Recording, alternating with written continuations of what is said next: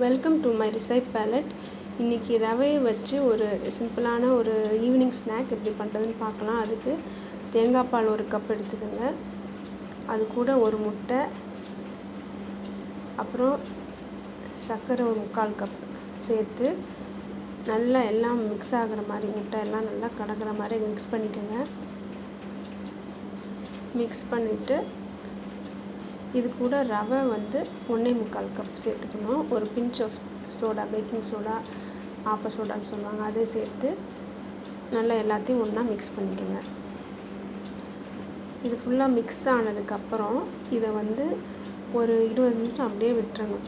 அப்போ தான் அந்த ரவை ஊறி அதில் கொஞ்சம் உப்பி வரும். ரொம்ப தண்ணி இல்லாத நல்ல பதத்துக்கு வந்துடும். அப்புறம் கையில் எடுத்து சின்ன சின்ன வடையாக தட்டையாக தட்டிக்கோங்க. பால் ரொம்ப உருண்டையாக பண்ணால் இது கொஞ்சம் உள்ளே வேகாத மாதிரி இருந்தாலும் இருக்கும். ஸோ இந்த மாதிரி ஃப்ளாட்டாகவே தட்டி நல்லா கடாயில் எண்ணெயை சூடு பண்ணிவிட்டு, அப்புறம் நான் கொஞ்சம் ஃப்ளேமை லோவில் வச்சு தான் இது செய்யணும். ஹையில் வச்சுருந்தா ஈஸியாக அது கரிஞ்சு போயிடும். அதனால் ஃப்ளேமை லோவில் வச்சு 2 சைடும் பொன்னிறம் ஆகிற வரைக்கும் ஃப்ரை பண்ணி எடுத்திங்கன்னா சுவையான ரவையில் செஞ்ச ஒரு ஸ்வீட் ரெடி, பால்ஸ் ரெடி.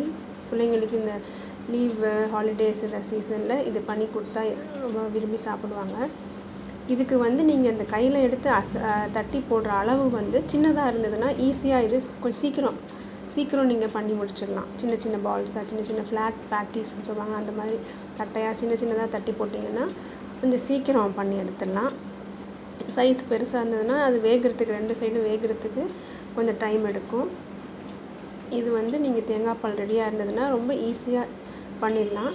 இது நீங்கள் தேங்காய் பாலுக்கு பதிலாக பால் வச்சு கூட, பசும்பால் வச்சு கூட செஞ்சு பார்க்கலாம். அதுவும் நல்லா தான் இருக்கும். இதையும் ட்ரை பண்ணி பாருங்கள். உங்களுக்கு பிடிச்சிருக்குன்னு நினைக்கிறேன். லைக் பண்ணுங்கள், ஷேர் பண்ணுங்கள், சப்ஸ்கிரைப் பண்ணுங்கள். தேங்க்யூ.